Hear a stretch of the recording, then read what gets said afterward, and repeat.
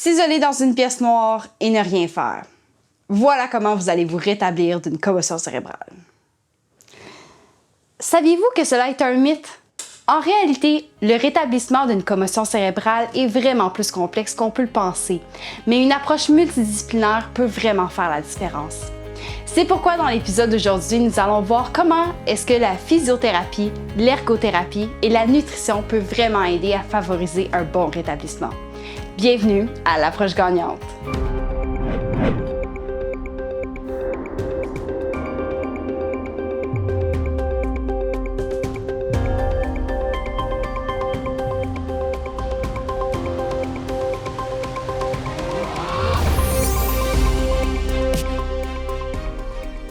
Pour ce faire, nous irons à la rencontre de Marc Bastien, physiothérapeute, Noémie Beauregard, nutritionniste, et Émilie Gagnon, ergothérapeute de la clinique Bastien Physio, afin d'avoir plus d'informations.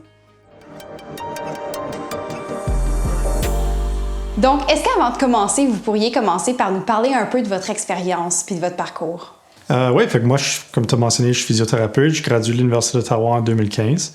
Au cours de mes dernières années de travail, depuis ce temps-là, j'ai eu la chance de me spécialiser un peu auprès des commotions cérébrales, qui est un intérêt qui m'est développé à un âge très jeune. J'ai comme joueur de hockey toute ma vie, fait que j'ai eu des commotions cérébrales, j'ai vu des coéquipiers avec cette blessure-là, fait que naturellement, ça m'a intéressé de me lancer là-dedans. Puis c'est ça. Puis maintenant, on a la clinique ici à Rockland, puis on aime ça. Dans le fond, j'ai fait un baccalauréat en nutrition, option diététique à l'Université d'Ottawa. Donc, ça nous prépare vraiment pour devenir diététiste, justement. J'ai ensuite fait un an de maîtrise, encore à l'Université d'Ottawa. C'était une maîtrise en nutrition, mais après un an, j'ai décidé de faire le saut, donc un passage direct, si on veut, au doctorat. Donc, doctorat maintenant en activité physique. Donc, toujours dans le même domaine, mais vraiment axé plus en activité physique. Puis, c'est un doctorat où on fait beaucoup de recherche. Donc, je fais de la recherche en physiologie, métabolisme énergétique. Donc, un peu plus ce qui se passe à l'intérieur de notre corps.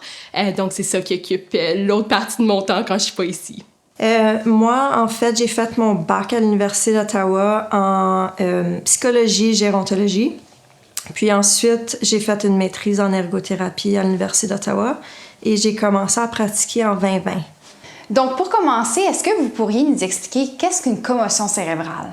Oui, une commotion cérébrale, c'est une blessure au cerveau. Ce qui arrive, d'habitude, c'est dans le cas d'un coup directement à la tête ou même au corps. Mais ce qui arrive, c'est que le cerveau va accélérer et décélérer très rapidement à l'intérieur du crâne. Ce que ça fait, ce mouvement du cerveau-là, c'est que ça vient perturber les réactions chimiques à l'intérieur du cerveau, ce qui dérange la communication normale entre les cellules. Donc, par exemple, un joueur de hockey qui bouge à une vitesse très rapide, qui rentre en contact avec un autre joueur, puis qui arrête soudainement, ça va causer un étirement au niveau des cellules nerveuses, au niveau du cerveau, qui va mener à une commotion cérébrale. Ce qui est important à noter avec une commotion, c'est que c'est une blessure fonctionnelle, c'est pas nécessairement une blessure comme structurelle au niveau du cerveau.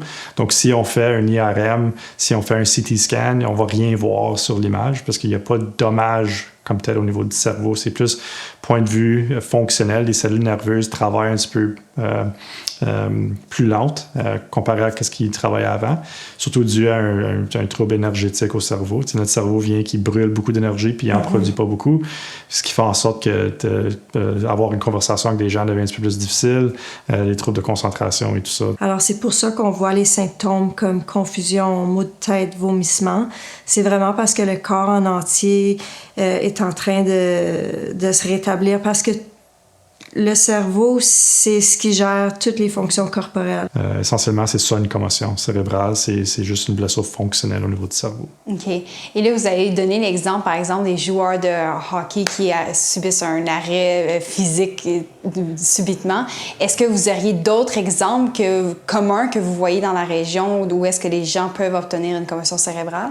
Il y a plusieurs d'accidents au travail. Tu ne veux pas des choses qui tombent puis qui nous frappent au niveau de la tête.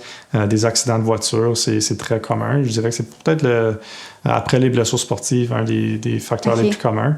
Ici au Canada, on a des hivers, fait que souvent les gens vont tomber, glisser, se cogner la tête, tomber en ski. Donc, n'importe quelle activité physique ou activité comme telle qui mène à un changement de vitesse brusque au niveau de notre corps peut causer une commotion cérébrale. Donc, avec une commotion, c'est pas nécessairement nécessaire d'avoir un coup à la tête pour que la blessure ait lieu. Par exemple, on voit souvent des gens qui ont des accidents d'auto, que les airbags, ils partent pas, puis ils se cognent pas la tête, mais qui finissent avec une commotion cérébrale juste à cause du coup de fouet au niveau de la tête et du cou. Donc, Et quels sont les symptômes qu'il faut identifier pour savoir qu'on a une commotion cérébrale? Il y a une longue liste de symptômes. Fait qu'il y a environ 22 symptômes qui peuvent avoir lieu suite à une commotion. Tout dépendant du type de commotion que vous avez, les symptômes peuvent varier. Par contre, les plus communs, ce serait le mal de tête, des étourdissements, des troubles de concentration, des troubles de mémoire après la commotion. Surtout point de vue sommeil aussi, les gens vont voir une grosse interruption du sommeil, donc les gens peuvent avoir de la difficulté à tomber endormi ou se réveiller la nuit puis avoir de la difficulté ensuite de tomber endormi par après. Ou à l'autre bout, les gens peuvent dormir beaucoup plus que normal. De la fatigue excessive peut être très importante. Puis point de vue stimulus, c'est la lumière, le son, c'est des choses qui peuvent devenir très irritantes. Puis tu as aussi le côté émotionnel. Fait qu'il y a des gens que, suite à une commotion cérébrale, ils ont des gros symptômes émotionnels, par exemple de la tristesse, être plus irritable, être plus anxieux que la norme. Donc, une longue liste de symptômes, mais les critères de diagnostic suite à une commotion, c'est d'avoir un mécanisme de blessure et 2 symptômes dans cette liste-là pour être capable de dire que vous avez une commotion. Maux de tête, vomissement, étourdissement, confusion, désorientation, difficulté d'articuler les mots. Ça serait comme une gang de symptômes précoces là, au début qui font dire la commotion cérébrale est probable. Et comment est-ce qu'on sait en tant qu'individu de « OK, je devrais aller consulter ». Quel est le moment qui nous fait dire qu'on devrait aller consulter? Je dirais qu'aussitôt qu'on se sent plus dans notre assiette.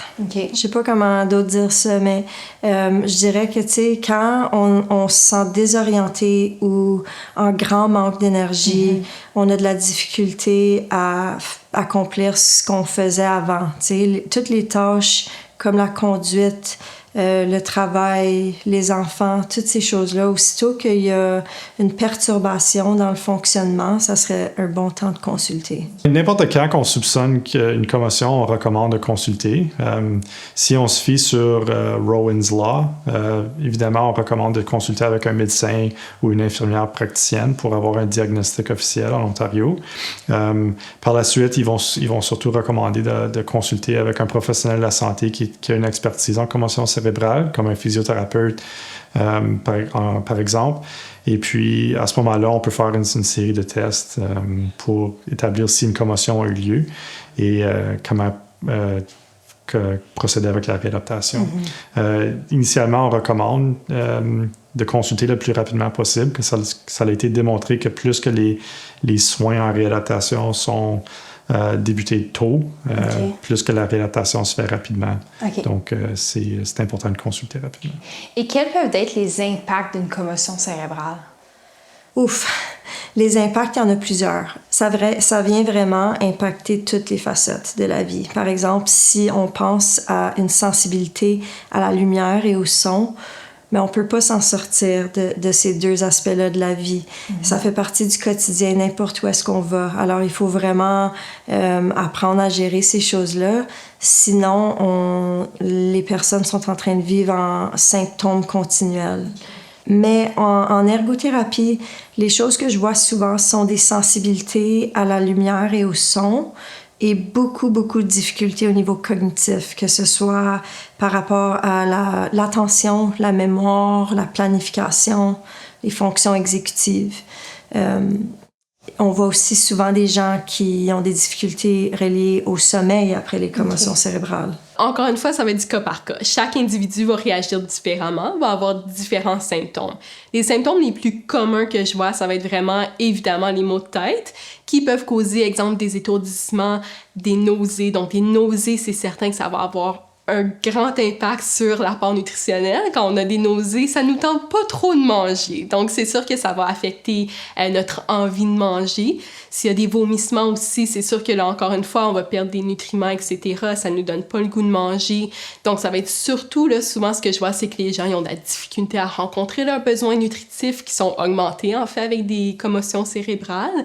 Même chose si quelqu'un est vraiment fatigué puis qu'il n'y a pas d'énergie pour cuisiner, ça va en être un autre. Un autre aussi qui est assez important, très fréquent. Les gens sont souvent surpris, mais il y a un lien très important entre le cerveau puis le système digestif. Donc, les gens qui ont des commotions cérébrales vont souvent rapporter plusieurs problèmes digestifs, diarrhée, constipation, ballonnement, etc. Puis ça peut durer assez longtemps après la commotion. Donc, souvent, on voit pas trop le lien, puis les gens, quelques mois après, ils vont souvent rapporter qu'il y a encore des symptômes. Donc, c'est un symptôme, dans le fond, là, il y a un lien qui est bien connu, puis qu'il y a encore beaucoup de recherches là-dessus, mais le fameux lien cerveau-système digestif. Donc, ça peut affecter, là, justement, préparation des aliments, consommation des aliments, puis juste aussi notre appétit, notre faim, est-ce qu'on a le goût de manger? Sûrement moins. Ouais. Et quelles sont les lignes directrices ici dans la région de l'Est de l'Ontario pour traiter les commotions cérébrales? Les lignes directrices courantes sont, premièrement, il faut suivre un repos relatif pendant les premières 24 à 48 heures suivant la blessure. Repos relatif, ce que ça veut dire, c'est d'éviter les activités ou les tâches qui vont aggraver les symptômes. Contrairement au repos strict qui était précédemment recommandé par les médecins. Les recherches récentes vont montrer vraiment que l'évitement total des écrans, de la lumière et du mouvement immédiatement après la commotion vont vraiment ralentir la récupération. Alors, le repos relatif veut dire que c'est correct d'utiliser son téléphone, c'est correct de bouger tant et aussi longtemps qu'on est en mesure de tolérer les symptômes. L'autre ligne directrice, ça serait le retour progressif aux activités physiques et graduelles. Donc, pas non plus trop se pousser à l'extrême, parce que c'est à ce moment-là où on va voir des augmentations au niveau des symptômes. Donc, pour les athlètes, typiquement, ce qu'on va faire, c'est qu'une fois qu'on les évalue, on va introduire des choses comme de la thérapie manuelle et de l'introduction graduelle avec l'activité physique. Une fois qu'on a passé le test sur le tapis roulant, maintenant, à ce moment-là, on peut recommander un retour graduel au sport. Pour les athlètes de haut niveau, une fois que le retour au sport est presque complet, on passe un deuxième test physique qui est connu comme le Blackhawks test. Et à ce moment-là, on peut dire que oui, tu es prêt à retourner à ton jeu à 100%. Pour le retour au travail, encore, c'est un retour graduel qu'on recommande. À la fin de la journée, avec une commotion, c'est un peu comme une blessure, tout comme les autres, dans le sens que initialement, tu veux prendre une petite période de repos, puis ensuite, on fait une introduction graduelle des activités quotidiennes, puis à ce moment-là, mais on peut bâtir une endurance aux activités. Puis... Côté nutrition, il n'y a pas beaucoup de lignes directrices fixes, claires, nettes et précises. Donc, ça va être vraiment... C'est l'important là, de rencontrer notre client, d'apprendre à le connaître, d'apprendre ses symptômes, puis voir ce qui fonctionne pas, parce que c'est une approche individualisée. Mais il y a quand même, des lignes directrices, des connaissances qui sont bien connues. Donc, commotion cérébrale, il y a un traumatisme au cerveau. Le cerveau, ça demande beaucoup, beaucoup d'énergie à tous les jours. Donc, on pense avec notre cerveau, on fait tout dans le fond avec notre cerveau. Donc, notre cerveau a besoin de beaucoup d'énergie. Quand je parle d'énergie, je parle de calories. Donc, les calories, c'est une unité d'énergie.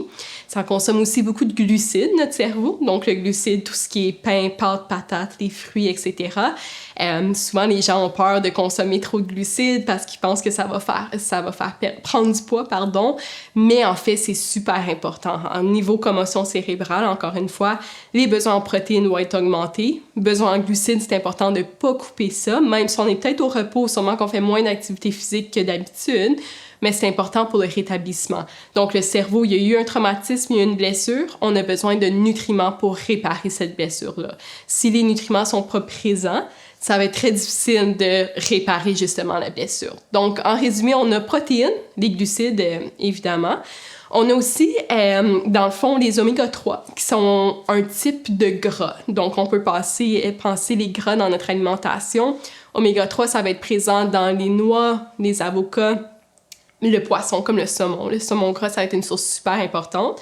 Donc, il y a des sources végétales d'oméga-3, comme les noix, les avocats, les graines, etc.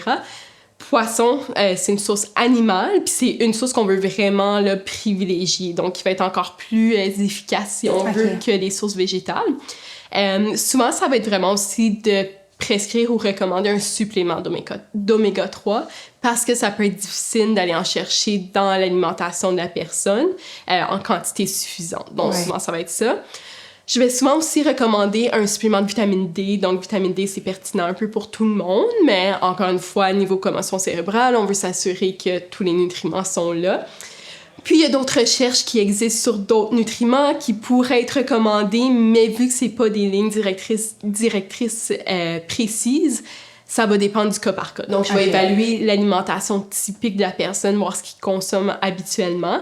Puis, selon les manques, les carences, c'est là qu'on va aller ajuster.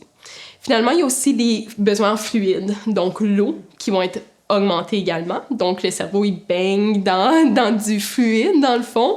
On veut s'assurer que les besoins en fluide sont également rencontrés. Donc, boire assez d'eau, ça va être super important. Et puis, finalement, une autre grande ligne directrice, c'est la collaboration multidisciplinaire. Parce qu'on sait que ça vient affecter toutes les sphères d'un individu.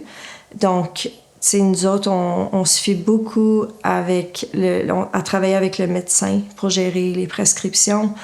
On est chanceux ici à la clinique de travailler avec physiothérapeute pour ce qui est du côté physique, diététicienne pour ce qui est côté nutrition, ostéopathe aussi qui aide beaucoup au niveau de la douleur. Et puis, on fait aussi beaucoup affaire avec les audiologistes, optométristes au besoin. Donc, c'est vraiment essentiel de venir voir, évaluer la personne à travers de tous ces angles-là pour donner un soin complet. Oui. Et comment est-ce que vous parvenez justement à rétablir cet état de santé avec la physiothérapie? Quelles sont les pratiques ou les démarches que vous faites? Fait qu'évidemment, tout dépendant de la déficience, comme si on a un manque de mobilité. Avec les blessures aux commotions cérébrales, il y a toujours une blessure au niveau du cou qui est impliquée. Donc, on fait beaucoup de thérapie manuelle au niveau cervical pour aider à rétablir un peu le mouvement de la colonne vertébrale et tout ça. Puis, les techniques de relâchement myofacial pour aider avec les tensions musculaires qui mènent à des mal de tête. Une fois que l'individu se sent un petit peu mieux, mais on utilise de la prescription d'exercices, surtout des exercices supervisés dans notre gym ici, pour que l'individu puisse commencer à réintroduire de l'activité physique, faire pomper le cœur pour se faire circuler du sang dans le corps, puis au niveau du cerveau.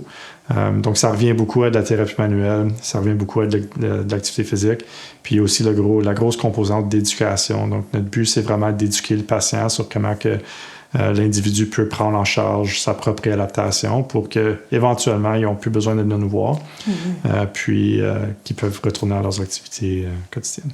En ergothérapie, les grandes lignes, c'est d'utiliser le retour progressif aux activités.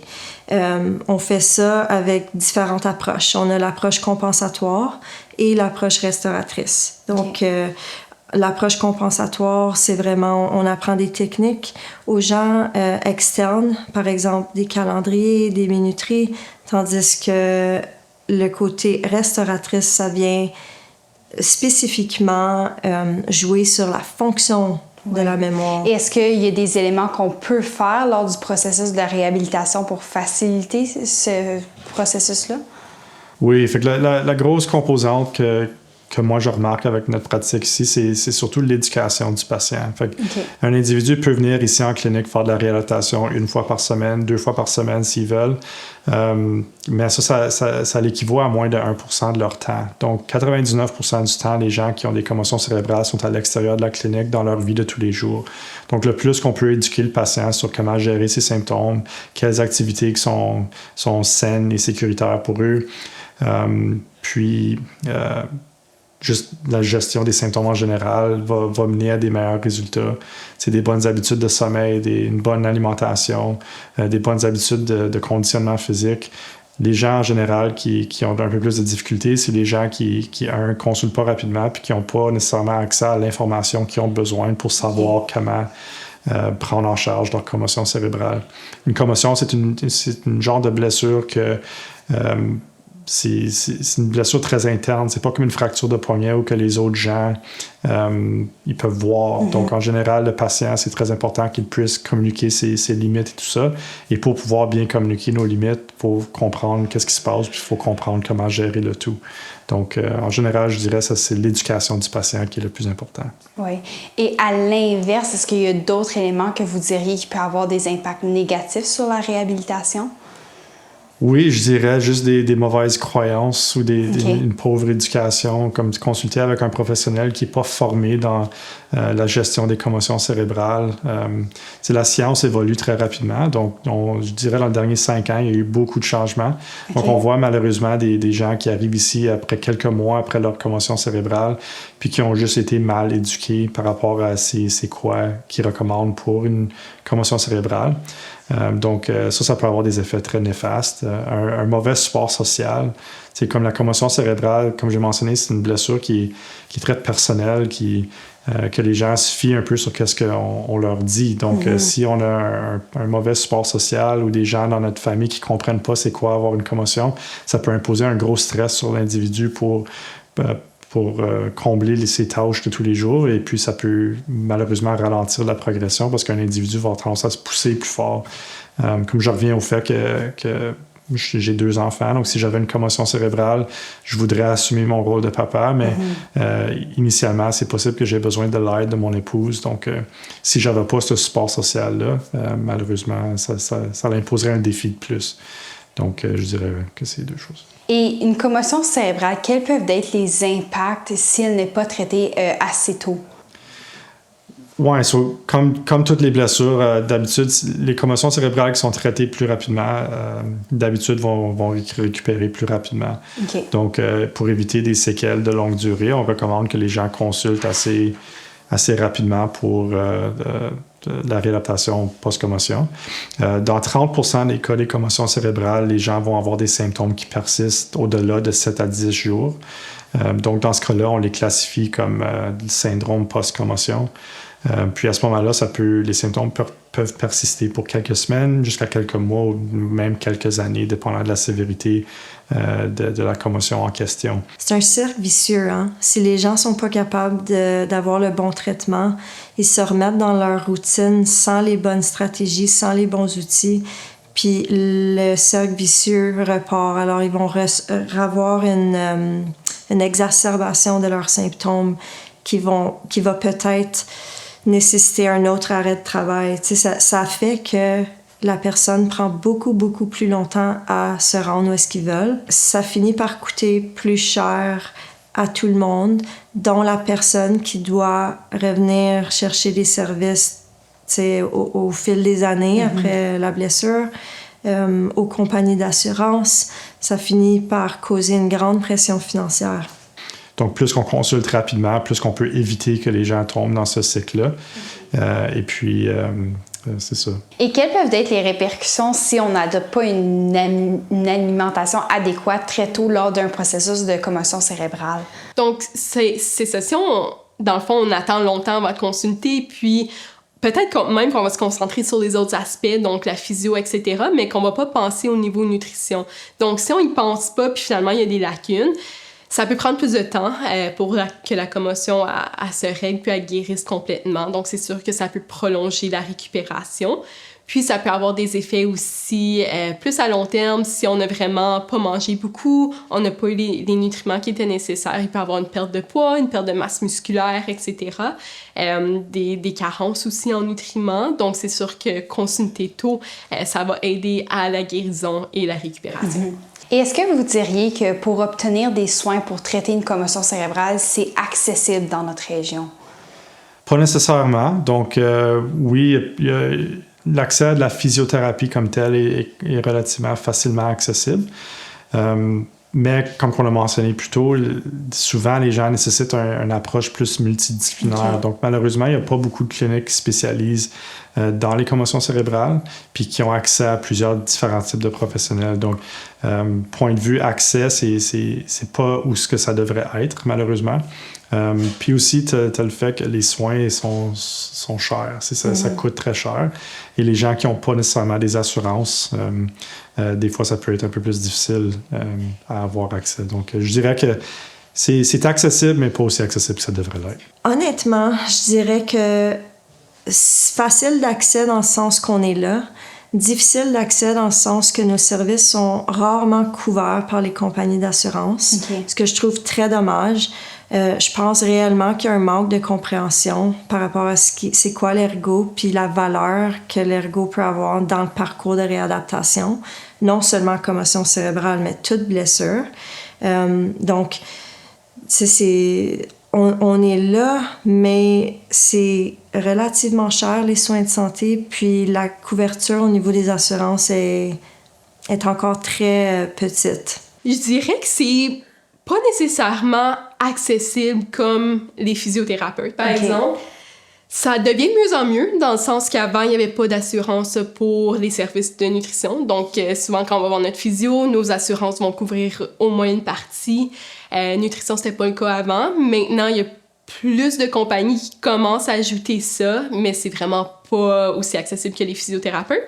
Il y a aussi pas beaucoup de diététistes dans la région. Donc, c'est sûr que il y a des diététistes qui travaillent dans les hôpitaux, mais côté communauté, il n'y en a pas beaucoup. Et est-ce que vous pourriez nous parler un peu des initiatives qu'il y aurait dans la région de l'Est de l'Ontario qui visent la prévention des commotions cérébrales? Je dirais que ça, c'est plutôt par rapport aux ligues sportives présentement, où ce qu'on voit beaucoup d'avancement, c'est la prévention des commotions cérébrales, puis un peu changement au niveau de la culture de sport.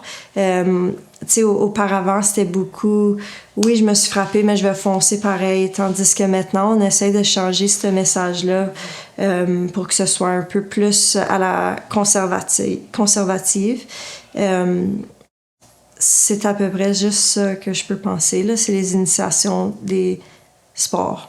Les agences sportives sont obligées de faire une genre de formation avec les parents avant la saison. Donc, c'est une genre de formation sur c'est quoi une commotion, comment voir si ton enfant a une commotion ou pas, quoi faire dans le cas d'une commotion. Et les agences sportives, est-ce que c'est tous les sports qui sont obligés de faire ça?